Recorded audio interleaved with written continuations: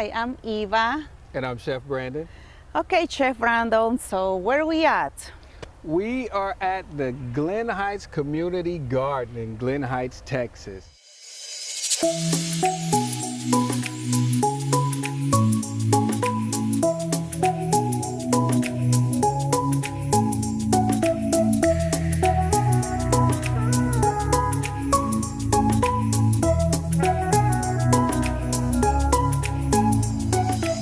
Wonderful. So what made you join this project? It's been a long passion, for me. And I think deep down inside, I told my wife, I think I want to be a farmer. Like, I don't know.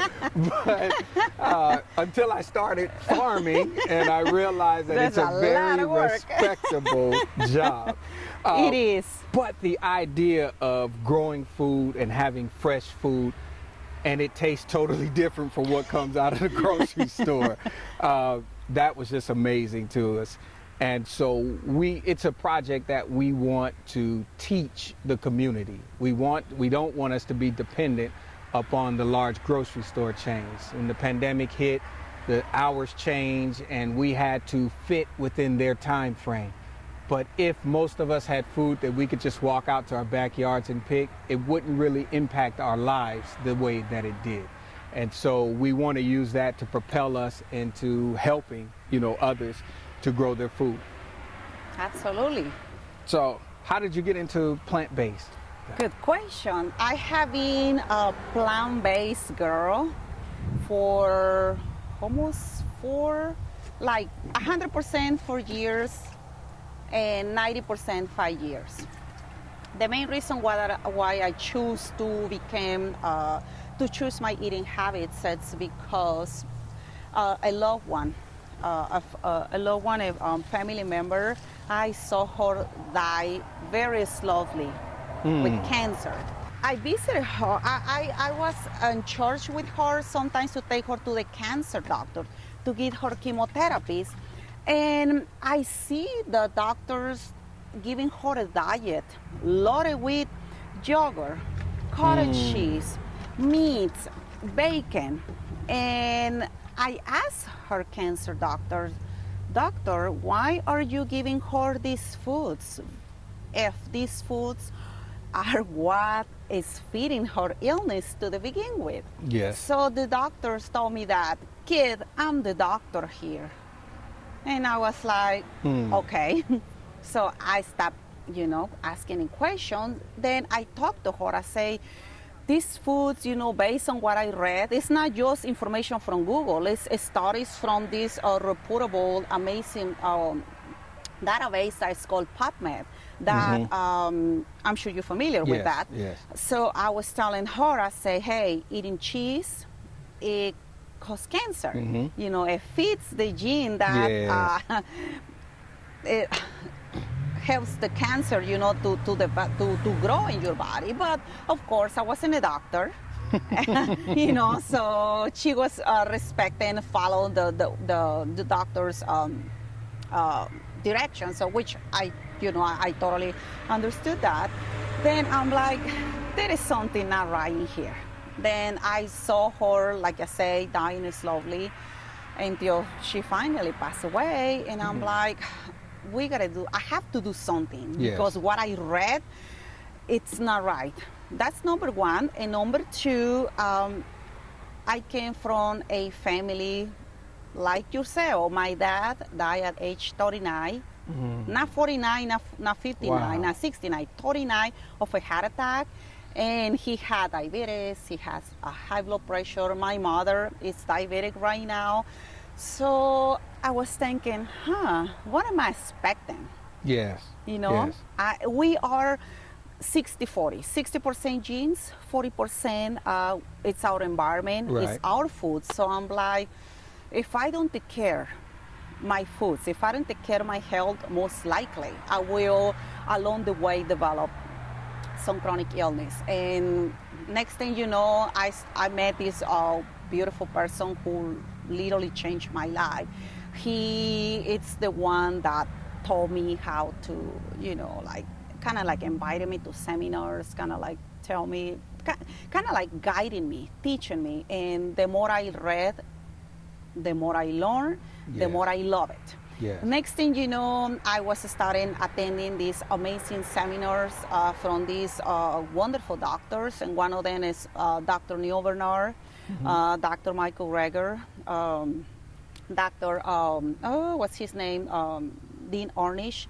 These doctors, they have devoted their life, their time to teach the community how we can reverse, how can we prevent and reverse chronic illness with plant-based foods. Yes. Then I'm like, okay, well, I like this. Back then, my background is psychology. And I'm like, there is a lot of people who need help in the mind, with the mind, right? But when I learned that what we put in our plate affects also our mental health, I'm like, I need to work with the root, where the illness coming from, how the illness developed in its foods. Yes. So I became a certified plant-based from Cornell, and I also hold a certification at Stanford University in nutrition. And I have been in business for almost a year and a half, and I have helped literally 100 people.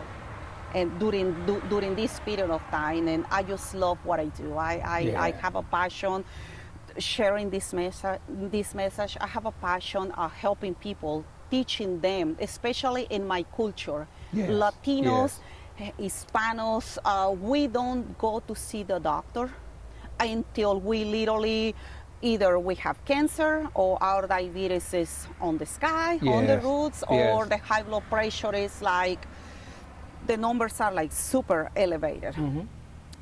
But they don't know that they should do something, how they can prevent illness. Why? Because it's not in our culture. That's right. You know, we don't talk about it. Like, it's so amazing that I have a friend of mine whose parents died from cancer.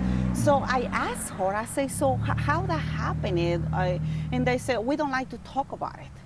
Why? Because they associate the illness with pain. Right. And that's they right. try to avoid pain. The pain, yes. And I'm like, well, you have to address that, because if you learn how you can stop the illness, it will be a wonderful thing for your health. That's right. But they don't want to talk about it. Right. So the more I have, the more I know people, the more, especially Hispanics, it's the majority of my clientele. They don't talk about it. So I'm like, well, I thought that was just in my house, in my surroundings, but it's also in the whole community. That's right. Whether they are Venezuelan, whether they are Mexicans, whether are from Costa Rica, we don't talk about it. So I decide to, okay, I need to teach my people. I need to teach my community, educate them how they can prevent and reverse chronic illness with plant foods. And next thing you know, I am working on my master's degree right now, and I just have a passion. I wake up learning about our health, about how can we prevent chronic illness, and I go to sleep reading about it. So I absolutely love it. Yeah, and you know, it becomes a duty, you know, for us. And even in, you know, my upbringing, the way that not only the way I was raised, but the way I live now and the way I raise my children, is that, you know, and you see it in both the Black and brown community, we're really proud people. And some of the problems that we have is because we have false pride. You know, we're proud of things that aren't necessarily great for the community, but, you know, we wear it like a badge of honor. And so what I wanted to do was, I thought about how when we were young, you know, when we got sick, and our grandparents, they didn't always go and say, here, take this pill, you know, or it was something they would go to the kitchen and get. You know, my grandfather would walk out to the back and in the woods, and he knew exactly where to go get this stuff down in Louisiana and come back and make a tea and say, here, drink this. It never tasted good, but you were always but better. It fixed the, you know, yes, my grandmother would, I mean, it's interesting the things that they knew that they got from their parents, yes. you know, and they got from their grandparents, but then this disconnect came, and Absolutely. technology may be part of it, but where is the pride now in knowing that we don't have to go to the doctor? Why? Because we have the medicine. Yes. Well, many of us think, oh, I don't have to go to the doctor, but you don't have the medicine. Yes. You know, you don't have something that heals you. You have something that just kind of gets you along. Yes. And so I think we have that same spirit that, no, we want to heal you. Yes. You know, we Yes. don't want to just, you don't put a Band-Aid on a broken arm. There you go. We want to show you how to mend the bone, Yes. how to strengthen Yes. the bone, Yes. so that Yes. when this happens Yes. again, you may not break Yes. it, you know, Yes. those things. And that's part of the reason why this garden is so important to me in growing our own food.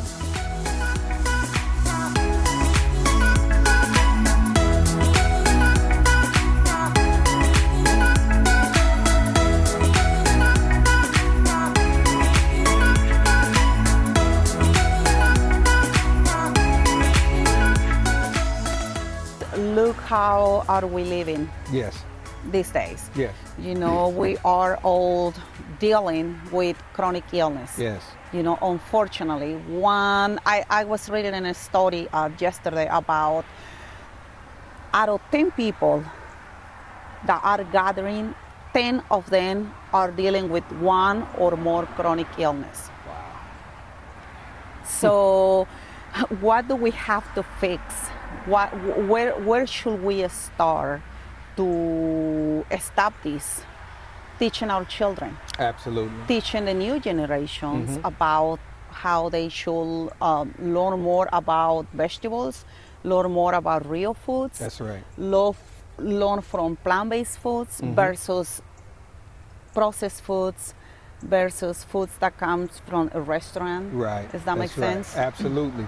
You know, there's this old saying. It says that once you know better, you must do better. You know. Oh, I like that. And when I learned, I first began the actual independent study of food from 2 books that Elijah Muhammad wrote, and they were called How to Eat to Live. There's books 1 and books 2. Okay. And in those books, the very first book, he says virtually no meat is good for you. Now, I'm 15 years old reading this book. And so this sparked my interest, you know. And when he says the human body can live to be 1,000 years. And so I was like, well, wow, you know, why aren't we living this long? Where do these diseases and illnesses come from? And he was the first one to make the connection for me that many of the chronic illnesses come from our diet.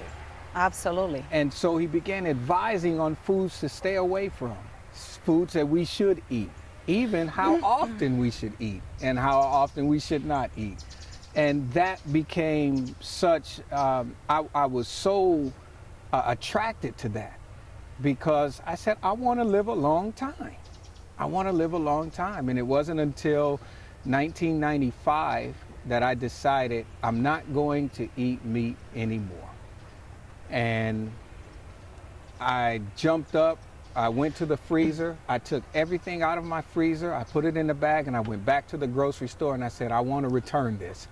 And I exchanged it for fruits and vegetables. Wonderful. So it was like an overnight thing for you. Oh yeah, it was a journey that took a while. That took you to switch. Right. And so, you know, once it happened, it was like a 5-year process. So I was 20 years old when I said, I don't want to eat meat anymore. And once I started, I never looked back. I knew that there was always another way to eat. And I wanted to enjoy the foods that I grew up eating. I grew up eating meat. You know, we call it soul food. I grew up eating that, and I liked it. It wasn't nasty to me. I enjoyed eating it. But I wanted to be able to eat healthy. without the meat and still enjoy those flavors. Absolutely. So what made you transitioning from eating meat to one day say, I don't want to eat meat anymore?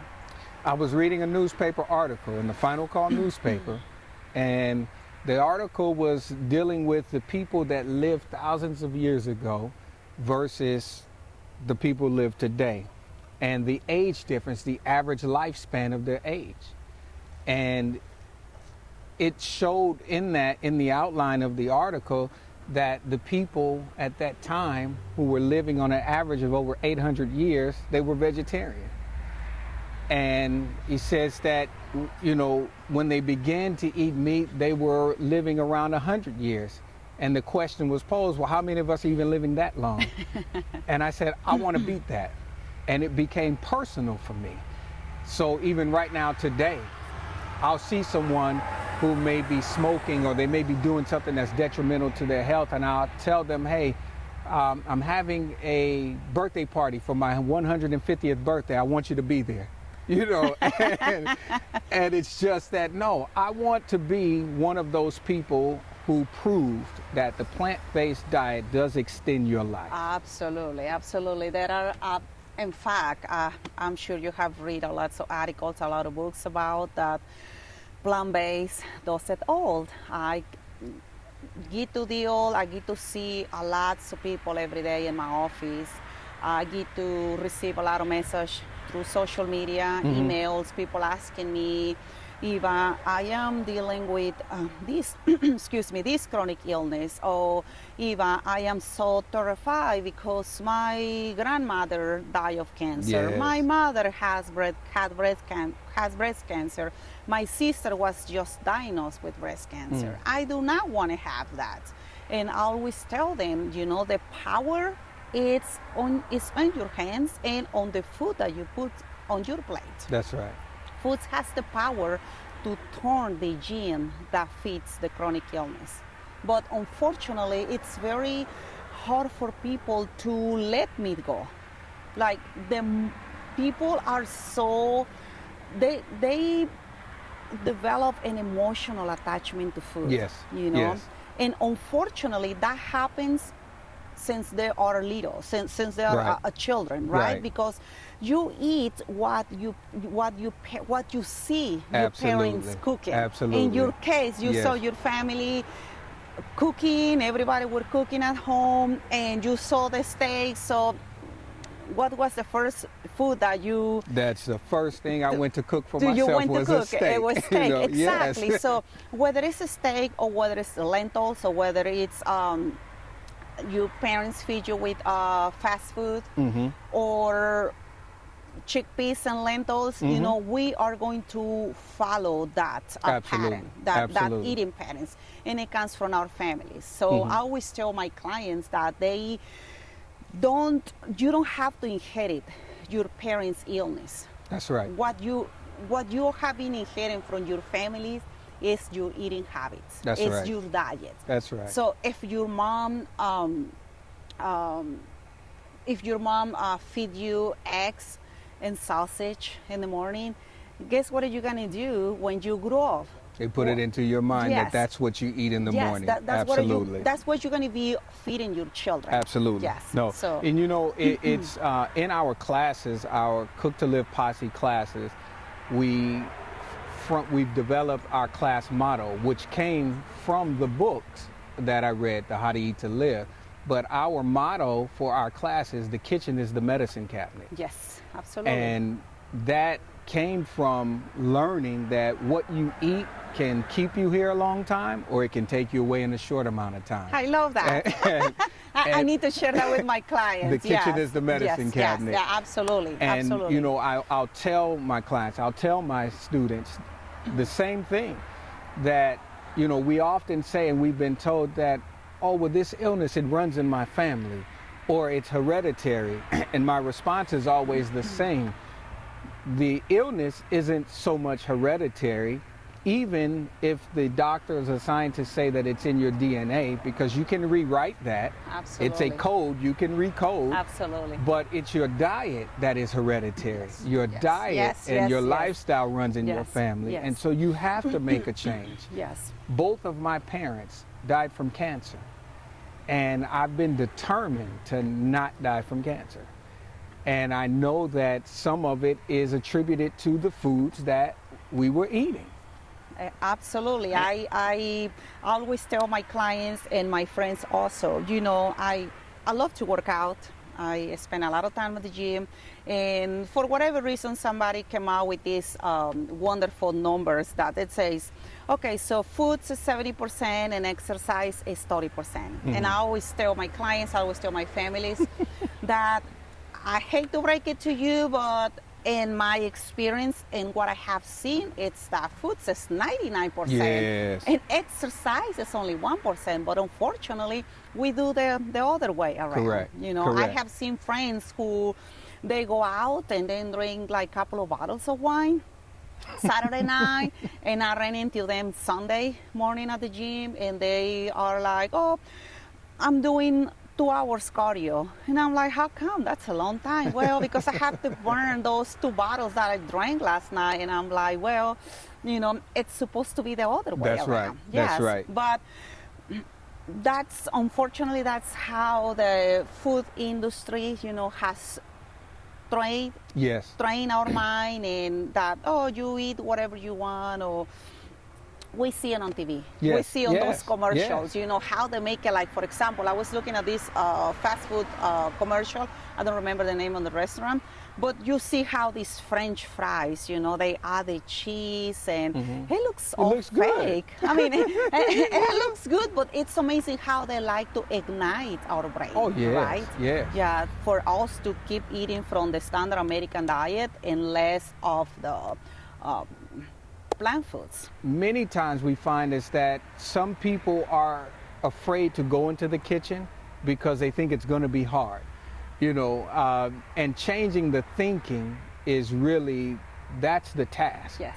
The food is available. Yes. It's changing the thinking, you know, about Yeah. the food, and even to the point to where you'll find those who say, well, you know, I have a plant-based diet now, and the majority of that plant-based diet is processed foods. You know, that's not my aim. That's not my goal. Even as a young boy, I used to go into the grocery store, and I still do it right now today, and I'll look at something and then send a jar. And it's like, you know what, this is plant-based, it tastes really good, I liked it, but I want to know how to make that myself. That's the best, yeah, because that's, you know, that fuels me going to learn to make a new dish and so forth. Just recently, my wife and I went to Mexico City for her birthday, and we ordered a vegan ceviche.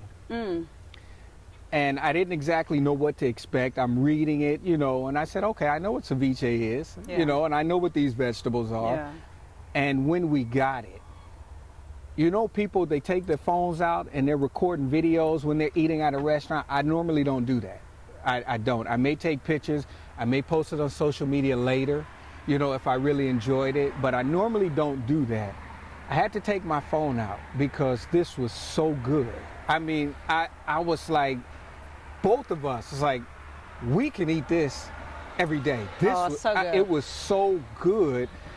And the first thing I started doing was going through it, say, okay, I need to learn how to make this. I need to learn how to make this. And in the video, I was like, hey, if you guys know how to make this, send me a recipe, please. It was just that good. Yeah. And Did they use like a coconut piece it was jicama? jicama. Jicama and coconut. Oh, so good, yeah. There were lentil sprouts, there were red onion, and at the base of it, it was the avocado. Then there was cucumber. Did you learn how to make it? Can you make one for me? I'm still learning. Listen, it was so good. I promise I'm going to learn how to make that. But that's, you know, food to me, it's not just supposed to taste good, but it's supposed to be good for you. If it doesn't extend your life, then, you know, maybe you need to have a second thought, Yeah, right, yeah. you know, about it. before you actually eat it. And that's really the whole point, is living. You know, it's live. So we eat and we cook to live. We change our diet to live, but we have to change our thinking. This is also what I share with my clients, that when they go into my office, you know, I got to kind of like dig in their brain. Yes. Because if they are not ready here, That's right. they were not ready here. That's right. So, That's right. yeah, It doesn't matter what you tell them if they haven't made that decision, you know. Exactly. And unfortunately, and sometimes fortunately, it takes a really painful illness for them to make the change, you know. And so I think we both try to reach the people before they get to that point, because it is better. I didn't suffer, and I still haven't. I didn't have any illnesses or anything that I suffered from. I think at most I grew up with asthma. You know, I don't know the last time I had an asthma attack. I mean, it's really been a very long time. That's wonderful. Over 20 years, you know, but it's the fact that I wanted to beat it, you know, before it happened. And we also know, and I'm sure you can attest to it, that when you change your diet, and it slows that aging down, you know, and for some people even reverses it. And so my wife and I, we get it all the time. People don't expect us to say we have 26-year-old children, you know. They don't expect us to say that. And they're like, wait a minute, like, yes, you know. And when we get around them and their friends want to talk to us like they talk to them, because in their mind we're cool, you know. Yeah. And we don't want to be cool, we want to be parents, you know. But it just goes to show that there's just certain things, there's a results, you know, that we get from it, and it may not necessarily be what we're going after, but it's the perk, you know, that comes with it. Absolutely. I don't mind being confused as one of my children's siblings, you know. Hey, I don't mind, you know. There is nothing more beautiful that, you know, people who change their eating habits, people who live more on plant-based foods than here. Oh, wow, you look younger. Oh, your skin looks beautiful. Oh, your hair looks amazing. Oh, you have a lot of energy. Yes. That's the result of what we put on our plates. That's right. Yeah, Absolutely. Foods has the power for literally everything, but not only on your well-being. When I say about well-being, I'm not talking about just about feeling energized, about your weight, or any illness. It's also about your mental health. Absolutely. Because what you put on your plate, it also affects what's going on in your mind. That's right. It does. You know, even when we go to certain illnesses that the memory loss, you know, all of those can be traced back to diet. Absolutely. You know, they are. There are research. And so if you know, the extreme cases of memory loss can be traced back to the diet, then perhaps, you know, you forgot to pay a bill can be traced back to your diet. You know, it's like, I don't think we should be afraid to hone in, you know, on the some of the things that we kind of blow off as it's the norm. Part of the problem is we've accepted illness as the norm. You know, we've accepted diabetes as the norm. We've accepted even vision loss, you know, as the norm. And, you know, there was a time to where when you need glasses, you know, you were generally an adult at a certain age. Now we have 5- and 6-year-old children with glasses. You know, it's like, where did this come from? It's very sad. Right. It's very sad. Oh, yeah, absolutely. You know, like I say, I love to read a lot of research, medical literature, and in the next 5 to 10 years, dementia, Alzheimer's, is going to be the new common illness, Yes. the new common sickness in this country. Yes. Why? Because it's due to what we eat. Yes. And what caused that Alzheimer. People think, oh, because your neurons, your chemicals in your brain start dying. Well, they start dying because we kill them with what we eat. That's right. No, and it's the truth.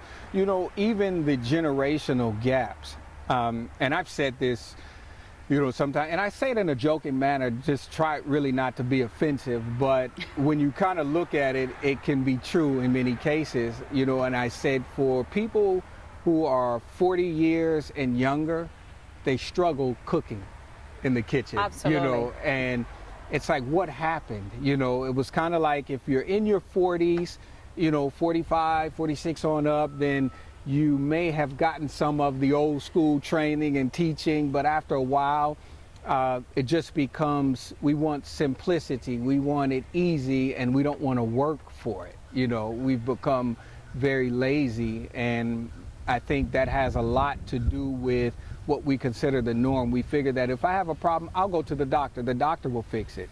Well, Elijah Muhammad made a very good point in that book, and it stuck with me from the first time I read it. He said many doctors don't outlive their patients. So why do you keep going to them? Why do you keep going to them? I totally agree with you. Yeah, in Yes. my research and study, I found that to become a medical doctor in the U.S., it is not a requirement for them to take classes that teach them the correlation between food and disease. Yes. Well, why is that? Yes. You know, my father used to say, if you want to know the answer, follow the dollar. It's like, where's your money going? I like that. I like that. It's so true. Yeah, Yes. and yes. you look at it and you see where the money is going. It's not even going to the doctors, because by the time they start medical school, they have $150,000 in debt that they have to pay. So it's not even going to the doctors. Yes. You know. Yes, absolutely. I keep telling my clients that, you know, hell doesn't happen at doctor's office. That's right. Hell takes place in your kitchen. That's right.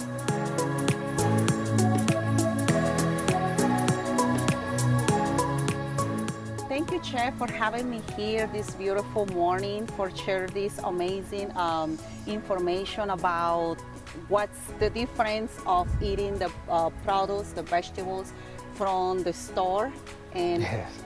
actually from the difference between from the stores and having a real peppers. Yes. No, thank you for coming. We appreciate it very much. Anything we can do to help, any information, we will. Wonderful. Thank you for watching us, and please don't forget to subscribe to my channel, Nutrition for Better Living, and Chef Brandon. Yes, you can go to our YouTube channel. It's Chef B Mu, Chef B M-U-H. You can find us on Instagram at Chef B Mu. You can find us on Facebook. It's the Cook to Live Posse. And also, if you can't take the heat on Facebook, we're on all the social media platforms, the Twitter, at Chef B Mu. Come on, subscribe, join us, and get ready to sign up for your classes, our Cook to Live Posse. Remember, the kitchen is the medicine cabinet. Absolutely. And also remember, hell doesn't happen at doctor's office. That's right. Hell happens with these kinds of foods That's in right. our kitchen. That's right.